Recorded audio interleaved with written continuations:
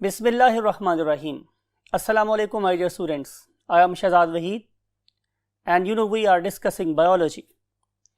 And we have started chapter number 10, and we are going to discuss the very next class of vertebrates, that is called as reptilia. Last time हमने आप लोगों से amphibians के features के बारे में बात की थी, और आपको ये बात पता है कि amphibians are closely associated with the water. We cannot call them as true terrestrial organisms. लेकिन आज हम जिस क्लास की बात करने वाले हैं मीन्स रेप्टिलिया की, those are the perfect or the true terrestrial organisms. जब मैं आपसे बात करता हूँ true terrestrial organism की, तो इसका मतलब ये है कि हम हकीकी मानों में ज़मीन पर रहने वाले ऑर्गेनिजम्स की बात कर रहे हैं. इस पर्टिकुलर क्लास में कौन कौन से फीचर्स थे, कौन कौन सी एडेप्टेशंस हुई कि वो पानी से बिल्कुल आज़ाद हो गए, इन सारी बातों को स्टडी करने के लिए let's move to the whiteboard. Yes, my dear zoologists, we have started what? The reptiles. As usual, I want to give you the very first thing that is called as the diagnostic feature. और बहुत दफ़ा बता चुका हूँ, diagnostic feature mean कोई ऐसा character, कोई ऐसा खूबी, कोई ऐसी खूबी जो आपको इन जानदारों को पहचानने में मदद देगी. तो यू नो वेरी वेल कि जितने भी रेप्टाइल्स हैं उनमें एक ही कॉमन फीचर है कि वो क्या है स्टूडेंट्स, कि these are basically crawlers. Whenever I use the word crawler, इसका मतलब यह है कि ये ज़मीन पे रींग के चलने वाले ऑर्गेनिज्म हैं. ठीक है, उर्दू में लिखने की जरूरत आई थिंक नहीं है, आपको मेरी बात समझ आ रही होगी कि जब ये चलते हैं तो एटलीस्ट इनकी पूरी बैली या एटलीस्ट बैली का कुछ पार्ट या वो कभी कभी ज़मीन के साथ टकरा सकती है. तो इन ऑर्गेनिज्म को हम नाम कह देते हैं रेप्टाइल्स. फॉर एग्जांपल, जब स्नेक मूव करेगा तो उसकी पूरी बॉडी ज़मीन के साथ टच हो रही होती है. लेकिन अगर आप किसको देखें, लिजर्ड को देखें, तो उसकी बॉडी ज़मीन पर अटैच रहती है, लेकिन जब वो मूव करेगी तो जाहिर है ये ऑर्गेनिज्म अपने आप को ज़मीन से लिफ्ट कर लेता है due to very strong limbs. तो उस टाइम पे उसकी बॉडी ज़मीन पे टच नहीं हो रही होती. And same is a case with the very large lizards on the face of earth known as Komodo dragons, right.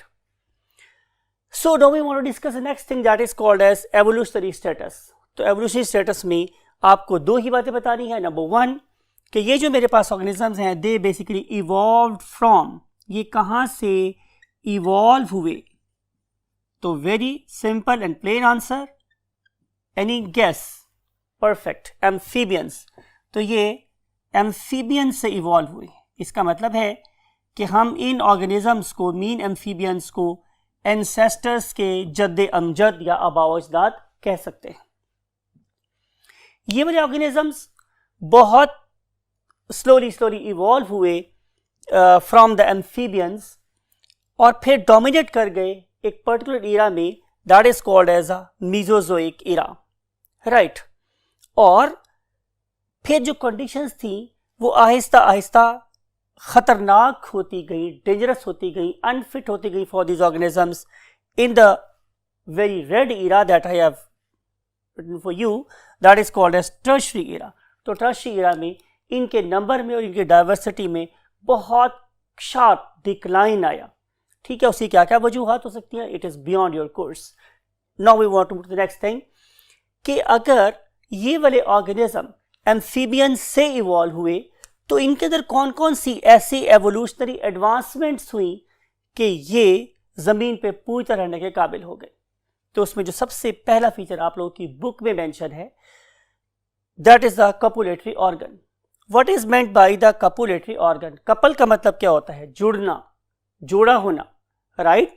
तो in case of sexual reproduction you know very well कि there are two organisms, they should be present, one of them should be the male, other one should be the female.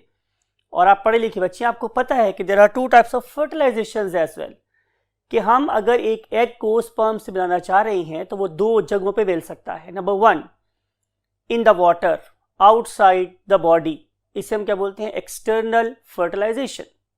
लेकिन अगर ऐसा ना हो और एक male organism अपने sperm female की बॉडी के अंदर प्लेस करे तो फिर हम उसे बोलते हैं इंटरनल फर्टिलाइजेशन.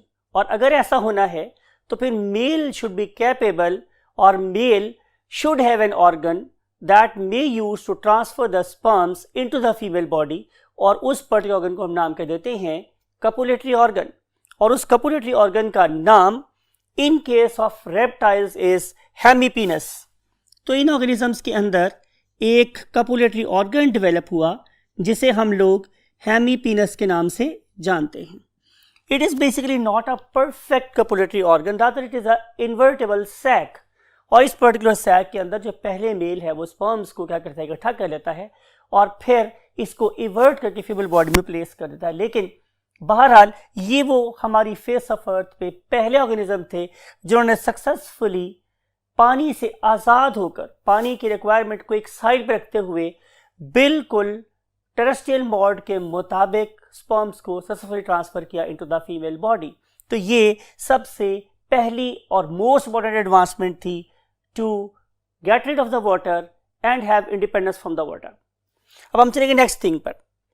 अगर ये ऑर्गेनिजम्स इंटरनल फर्टिलाइजेशन कर रहे हैं तो फिर हमें एक स्टेप और आगे मूव करना है कि क्या इनकी फीमेल्स के अंदर ऐसी प्रॉपर्टी है या कोई ऐसा ऑर्गन है जो इस पर्टिकुलर डेवलपिंग ऑर्गेनिज्म को अपनी बॉडी में जगह दे सकता हो। तो आंसर है कि अभी ये ऑर्गेनिज्म एवोल्यूशन के प्रोसेस में बहुत पीछे हैं, राइट। तो फिर इन लोगों ने क्या किया, इन लोगों ने ये एक फीचर अडेप्ट किया कि क्यों ना अपने एग्स को क्या किया जाए, बॉडी से बाहर लिबरेट कर दिया जाए, लेकिन उन पर्टिकुलर एग्स के बाहर जो कोटिंग्स हैं उनको बहुत ज़्यादा स्ट्रॉन्ग कर दिया जाए, राइट, ताकि वो उस पर्टिकुलर ड्राई एनवायरनमेंट को फेस कर सकते हों जो इंडिपेंडेंस चाह रहे हैं फ्रॉम द वाटर। आपको पता है कि वाटर के अंदर तो हमें सिर्फ और सिर्फ मेम्ब्रेनस एग्स भी काम दे सकते थे because plenty of water was present outside. लेकिन अगर ये वाले ऑर्गेनिज्म पानी को छोड़ के खुश्की पे आना चाह रहे हैं तो फिर इन ऑर्गेनिजम्स के पास इंटरनल फर्टिलाइजेशन के अलावा एक और फीचर भी होना चाहिए कि वो इन पर्टिकुलर एग्स को स्ट्रॉन्ग बनाए, water for example water loss proof बनाए, और फिर ऐसा भी बनाए कि इनको दुश्मनों से बचाने की जगह दबा दें तो वो उस पर्टिकुलर सैंड का या सॉइल का प्रेशर भी बर्दाश्त कर सकते हों। तो इन पर्टिकुलर ऑर्गेनिजम्स ने क्या किया स्टूडेंट्स, इंटरनल फर्टिलाइजेशन के बाद फर्टिलाइज्ड लेदरी एग्स की हैचिंग की, और हैचिंग करने के बाद इन ऑर्गेनिज्म ने उनको ज़मीन में या ज़मीन के पास या पानी के पास जहाँ पे रख दिया जहाँ पे इनकी डेवलपमेंट का प्रोसेस चलता रहा। नाउ आगे देखते हैं कि और क्या क्या फीचर इन ऑर्गेनिजम्स के पास आए सो दैट कि they can live successfully on the face of earth. Let's move to the next 2/3 of the board. Yes my dear students, next thing is their skin. अगर आप लोग previous lecture को याद करें तो हमने आप लोगों से डिफरेंट किस्म के एम्फीबियंस की बात की। आप लोगों से हम लोगों ने इससे पहले वाले ग्रुप यानी कि फिशेस की बात की। चाहे आप लोग फिशेस को देखें या आप लोग एम्फीबियंस को देखो, आपको दोनों में स्किन कैसी नजर आएगी, moist, and that very moist skin is moist due to presence of too much mucus secreting glands. और जाहिर है उनकी जरूरत भी थी। लेकिन अब मैंने आपसे बोला कि इन ऑर्गेनिजम्स की विश क्या है कि they should get rid of the water, they should show independence of the water. तो वो इंडिपेंडेंस कैसे ऑब्टेन हो सकती थी कि अगर वो अपनी स्किन में से वाटर के लॉस को मिनिमाइज कर दें। यू नो कि अब वाटर सराउंडिंग पे नहीं है, इन ऑर्गेनिज्म की बॉडी अगर गीली ही रहेगी तो इनके अंदर वाटर कंटेंट ज़्यादा होगा और सराउंडिंग में वाटर कंटेंट कम होगा। तो due to presence of gradient very rapid loss of water will be there and these organism will suffer a very severe dehydration. और अगर हम उस डिहाइड्रेशन को अवॉइड करना चाह रहे हैं तो फिर क्या होना चाहिए कि इनकी स्किन ऊपर के सेल्स को बिल्कुल डेड कर ले, उन्हें कॉर्निफाइड कर ले, उन्हें वाटरप्रूफ बना ले ताकि इनकी बॉडी का वाटर लॉस ना हो। और यही सारे फीचर्स को ऑब्टेन करने के लिए इन ऑर्गेनिजम्स ने अपनी स्किन को नॉट ओनली ट्राई कर लिया बल्कि उनको फर्दर सुपर इम्पोज किससे किया कि उसके ऊपर कॉर्निफाइड जो सेल्स थे उनको शेड ऑफ नहीं किया बल्कि उन कॉर्निफाइड सेल्स को आपस में मिला मिला के उसके ऊपर क्या बना लिए, स्केल्स बना लिए। अब देखें कि जितना ऑर्गेनिज्म ड्राई है और उसके ऊपर स्केल्स की लेयर्स स्ट्रॉन्गर हैं, they are less susceptible not only to the water loss but also they are less susceptible to the attacks of the what predators. इसके अलावा इन पर्टिकुलर ऑर्गेनिज्म की जो सबसे बड़ी एडवांसमेंट ये हुई कि अगर ये किसी बरो वगैरह में जा रहे हैं तो डेफिनेटली किसी किस्म की कॉम्प्रेशन को भी ये अवॉइड कर सकते थे। अब हम चलें नेक्स्ट पॉइंट की तरफ, that is called as the extra embryonic membranes. My dear students, बात सिर्फ और सिर्फ लेदरी एग्स बनाने की नहीं थी। सिर्फ लेदरी एग्स इन ऑर्गेनिजम्स को ज़मीन के सक्सेसफुल ड्वेलर्स नहीं बना सकते थे। अगर आप लोग उन पर्टिकुलर लेदरी एग्स को देखें तो आपको उनके अंदर एक बड़ा एडवांस फीचर नज़र आता है, and that very advance feature is called as compartmentalization, यानी कि उस पर्टिकुलर एग के अंदर फर्दर कंपार्टमेंट्स बन गए हैं। जब मैं बात करता हूँ कंपार्टमेंट्स की, मीन हिस्से बन गए हैं, तो आपको 3 मेन कंपार्टमेंट्स को याद रखना है जो आप लोगों की बुक में मेंशन है। उनमें से जो पहला कंपार्टमेंट है हमारे डियर स्टूडेंट्स, उनमें से एक का नाम है amnion, right? One of them is called as the amnion, and second one is called as chorion, and last one is called as allantois.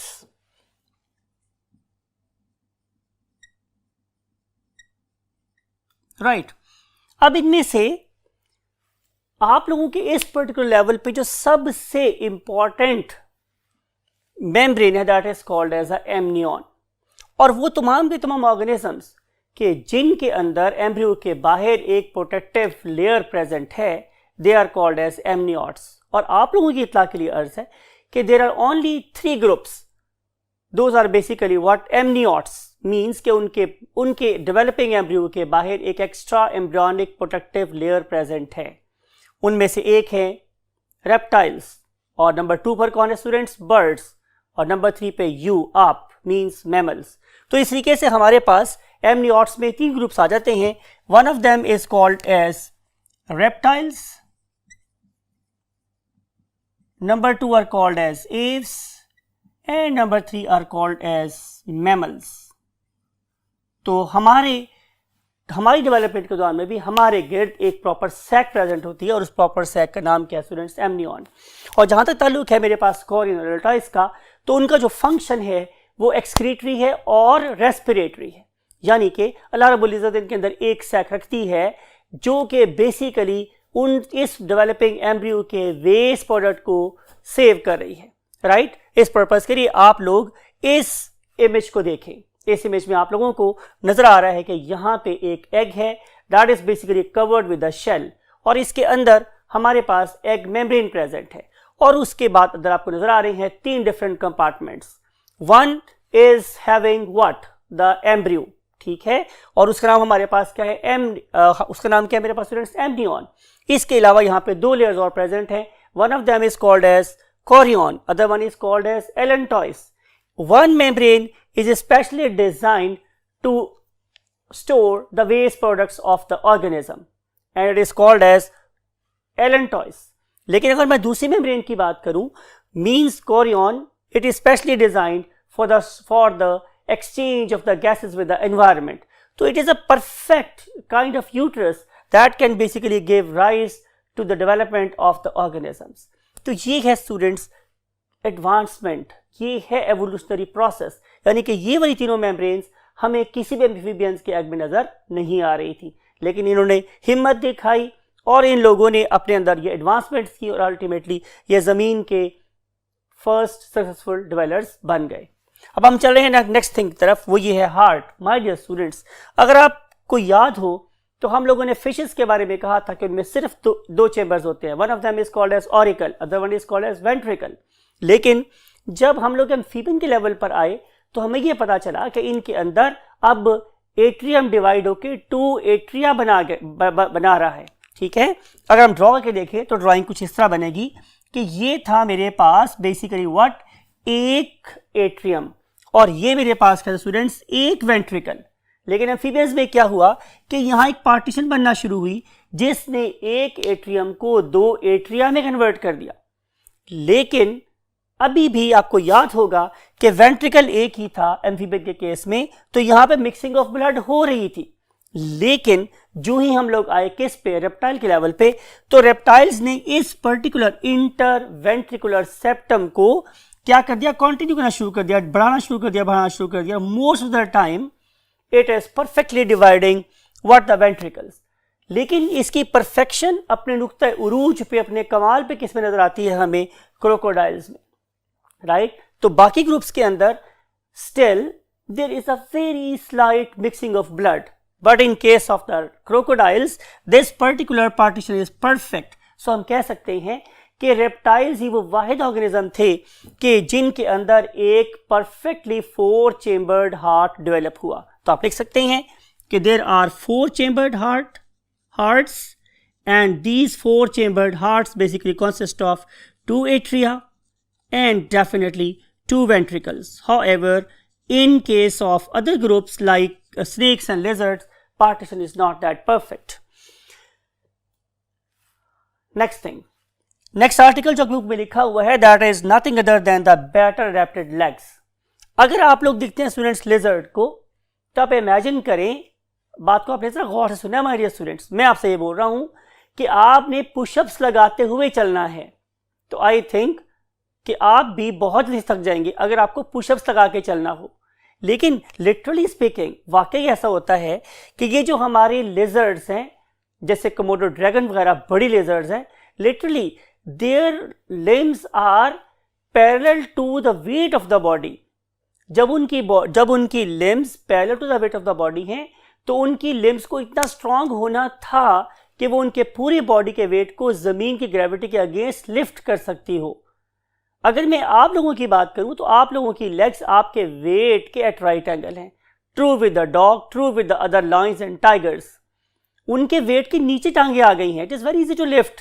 लेकिन जिस केस में क्या है कि उनका वेट उनकी लिम्स के पैरेलल है, तो इस वाले केस में they should have very very strong muscles of the arms the legs so that they can lift the weight and run, right. तो इस लिहाज से इन पर्टिकुलर ऑर्गेनिजम्स के अंदर बड़ी स्ट्रॉन्ग किस्म की लेग्स हैं, उनके मसल्स बड़े स्ट्रॉन्ग हैं जो उनके बॉडी के वेट को लिफ्ट कर सकते हैं।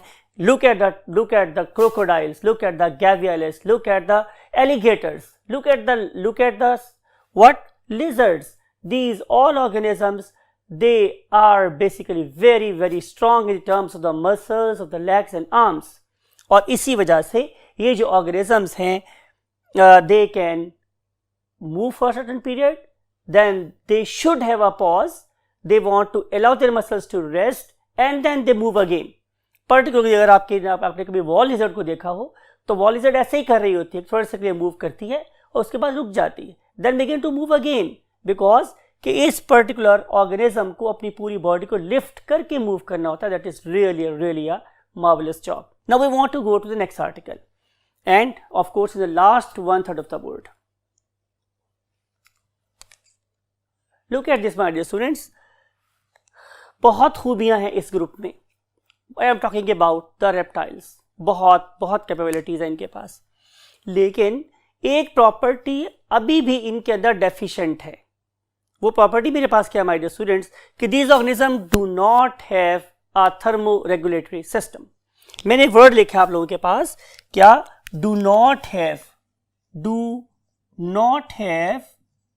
अ थर्मो रेगुलेटरी सिस्टम।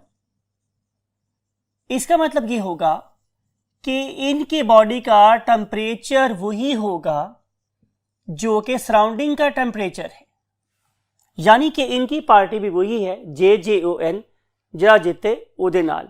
हम उर्दू में कह सकते हैं जैसा देश वैसा भेस, यानी कि जैसा टेम्परेचर इनकी सराउंडिंग का होगा वही इनकी बॉडी का टेम्परेचर भी होगा। आपको पता है कि हम ऐसे ऑर्गेनिज्म को क्या बोलते हैं?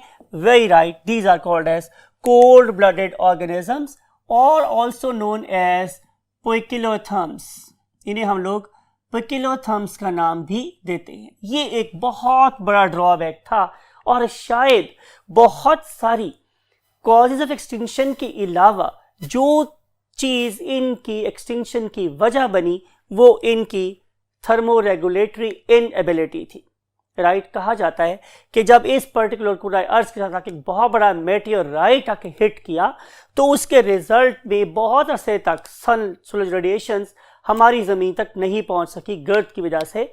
तो उस पर्टिकुलर टाइम पे ये ऑर्गेनिज्म अपने आप को सर्वाइव नहीं कर सके, तो इनके बहुत बड़े Giants, those who have ruled the earth, I am talking about dinosaurs, वो थर्मल शॉक्स की वजह से क्या हुए, इस दुनिया से कूच करेंगे।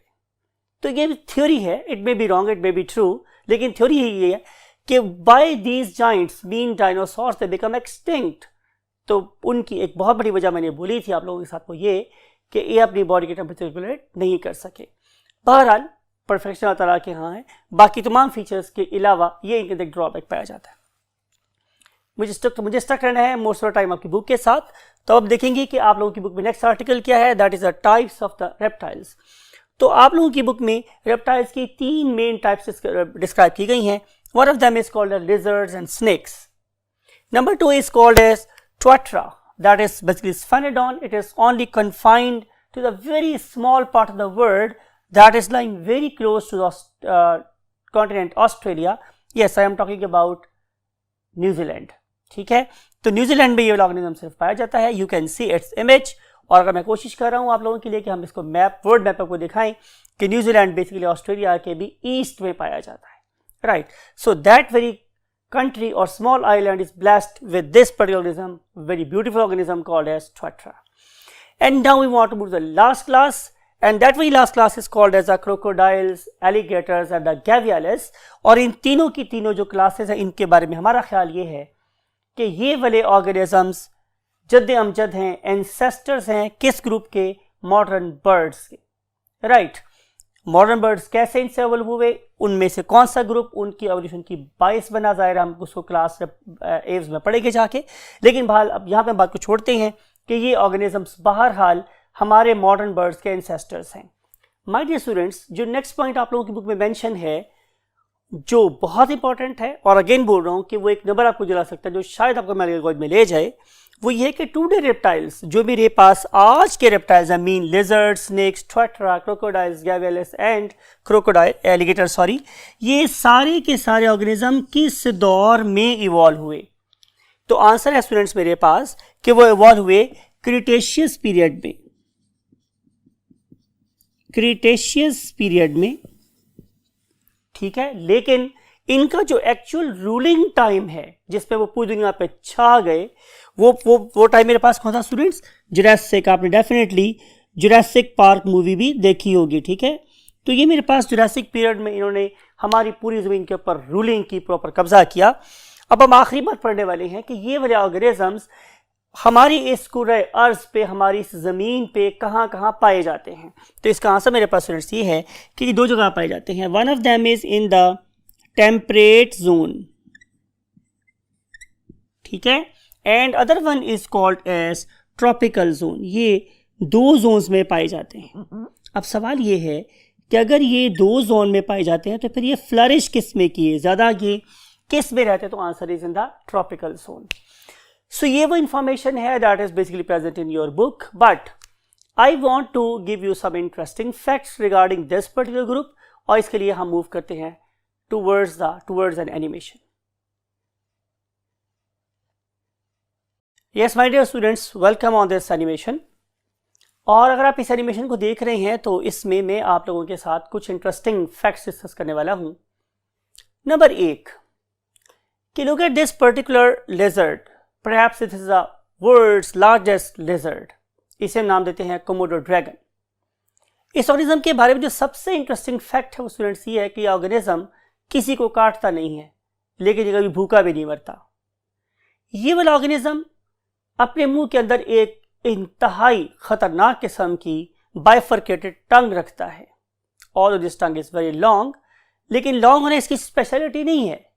इसकी स्पेशलिटी है इसके मुंह के अंदर पाया जाने वाला बैक्टीरियल फौना। इसके अंदर पाए जाने वाले वो स्पेसिफिक किस्म के एंजाइम्स जो इस ऑर्गेनिज्म के लिए फूडिंग का, प्रोडक्शन का काम कर रहे होते हैं। ये ऑर्गेनिज्म सिर्फ और सिर्फ अपने प्रे के पास जाता है और उसको अपनी जबान टच कर देता है। सिर्फ टच करना काफ़ी होता है, बिकॉज कि इसके अंदर प्रेजेंट जो चीज़ें हैं ये उस ऑर्गेनिज्म की बहुत हार्ड स्किन को पेनिट्रेट करते हुए उसकी ब्लड में शामिल हो जाएंगी। उसके बाद ये वाला ऑर्गेनिज्म सिर्फ और सिर्फ एक काम करता है, ये अपने शिकार को चेस करता है। जब ये चेस करेगा तो चेस करते करते जाहिर एक टाइम ऐसा आएगा कि जब इसके शिकार के वजूद में इसके ब्लड की कॉन्सेंट्रेशन, इसके फ्लोरा की, इसके फौना की, मीन्स इसके पॉइजनस बैक्टीरिया की कॉन्सेंट्रेशन बहुत बढ़ जाएगी और ये ऑर्गेनिज्म मर जाएगा। It won't take more time, 1 or 2 days only, right. और ये वाला ऑर्गेनिज्म का डसा हुआ ऑर्गेनिज्म कोई और नहीं खा सकता, because this organism is suffering from a very very severe septicemia. इसके ब्लड में बहुत ज़्यादा जहर फैल गया हुआ है और no other organism can dare even to taste its, you can say, prey. ये वाला ऑर्गेनिज्म जब इसको खाएगा तो सिर्फ यही खा सकता है। तो ये एक बड़ा इंटरेस्टिंग फीचर है regarding this very group that is called as a Komodo dragons. दुनिया के सबसे बड़े कोमोडो ड्रैगन्स अगर आप वर्ल्ड मैप देखेंगे तो आपको इंडोनेशिया और मलेशिया के जजीरों में मिलते हैं, राइट। फिर इसके अलावा जो दूसरा ग्रुप बड़ा इंटरेस्टिंग है माय डियर स्टूडेंट्स, वो क्या है माय डियर स्टूडेंट्स, वो है स्नेक्स। अब स्नेक्स के बारे में भी आप लोगों को ये बात पता है कि इन ऑर्गेनिजम्स के पास बड़े यूनिक फीचर्स हैं, जिनमें सबसे इंपॉर्टेंट फीचर ये है कि इनके स्पेसिफिक किस्म के दांत होते हैं जिन्हें हम फैंग्स बोलते हैं, और इनके पीछे अटैच होती हैं, not in all snakes but in few very very poisonous snakes, क्या, डेफिनेटली पॉइजनस सैक्स। और ये जो सैक्स है ये 2 किस्म के पॉइजन से फिल हो सकती हैं। उनमें से पहली टाइप के हम बोल रहे हैं व्हाट, कि ये न्यूरोटॉक्सिन्स है, यानी कि ये वाला जहर जब इसके शिकार की बॉडी में जाएगा तो इसके नर्वस सिस्टम को पैरालाइज कर देगा। लेकिन दूसरी किस्म के जो पॉइजन इन स्नेक्स में पाए जाते हैं उन्हें हम बोलते हैं क्या, हीमोटॉक्सिन्स। इसका मतलब ये होगा कि जब ये वाला जहर उनके ब्लड में जाएगा तो उनकी कैपिलरीज, उनकी आर्टरीज और वेसल्स वगैरह को डिस्ट्रॉय कर देगा, और जाहिर है ये ऑर्गेनिज्म जब गैसेस को डिफरेंशिएट करने के काबिल नहीं रहेगा तो इसकी डेथ हो जाएगी। तो 2 किस्म के पॉइजन स्नेक्स में पाए जाते हैं। एक इंटरेस्टिंग फीचर जो आप लोगों को और बताना है इन स्नेक्स के बारे में, कि इन स्नेक्स के पास स्पेसिफिक किस्म की क्या होते हैं, हीट सेंसर्स होते हैं। In the absence of even light they can carry out the predation of their prey. Only reason is कि इनके पास हीट सेंसर्स हैं, तो इनका शिकार इन्हें रात के टाइम किसी ग्लोइंग, अगर मैं अपनी बात करूं तो जैसे मुझे कोयला दहकता हुआ नजर आता है, ऐसे ही इन ऑर्गेनिजम्स को अपना शिकार ग्लो करता हुआ दहकता हुआ नजर आता है, and they can easily, you can से, अटैक देयर प्रे। ये एक और इंपॉर्टेंट फीचर है। फिर इसके अलावा स्नेक्स में कोई प्रॉपर्टी होती है कि व्हेनेवर ये अपनी इस टंग को टू एंड फ्रो बार मूव करते हैं अपने एनवायरनमेंट में, तो अपनी सराउंडिंग में प्रेजेंट केमिकल्स को अटैच कर लेते हैं अपनी टंग के साथ। तो फिर इनकी ओरल कैविटी की रूफ में 2 ग्रूव्स हैं, उन पर्टिकुलर 2 ग्रूव्स में ये उस टंग को बार फेरते हैं, राइट। ये जो पर्टिकुलर ग्रूव हैं इनके अंदर एक्सीलेंट केमिकल एनालिसिस्ट बैठे हुए हैं। They can carry out the analysis of the chemicals present in their surrounding, whether ये उनकी प्रे का केमिकल है। मैंने आपको ये बात बताई थी कि हर ऑर्गेनिज्म की बॉडी में से स्पेसिफिक किस्म के हार्मोन्स रिलीज होते हैं, उन स्पेसिफिक हार्मोन्स को नाम देते हैं फेरोमोन्स। तो ये फेरोमोन उनके शिकार का है या उनके अटैकर का है, so they can differentiate very easily from it। तो ये कुछ फीचर्स हैं जो हमें इन 2 ग्रुप्स में नजर आते हैं। एक आखिरी बात आपको बतानी है, that is regarding the crocodiles. अब जो क्रोकोडाइल्स हैं they are very very excellent divers. वो आपको पता है कि पानी की सरफेस के नीचे से सिर्फ और सिर्फ अपनी 2 आंखें बाहर निकाल के देख सकते हैं, और फिर नॉर्मली ये अपने ऑर्गेनिज्म को कच्चा ही निगल जाते हैं, और फिर they literally roll in the water on the sand on the land, so that कि वो अपने ऑर्गेनिज्म को क्या करें, प्रॉपर डाइजेशन कर सकते हों। तो आपको आखिरी शेर पे बात को छोड़ रहा हूँ कि हसीन सांप के नक्शो निगार खूब सही, निगाह जहर पे रख हुसन पे ना जा। तो never try to reach any beautifully coloured snake, because के इसके जो कलर्ड्स है, खूबसूरत रंग, ये इसके बहुत ही हार्मफुल होने की निशानदेही कर रहे हैं। ये बता रहे हैं कि मेरे अंदर बहुत ही ख़तरनाक किस्म के जहर मौजूद हैं। अल्लाह ताला आपको तमाम किस्म के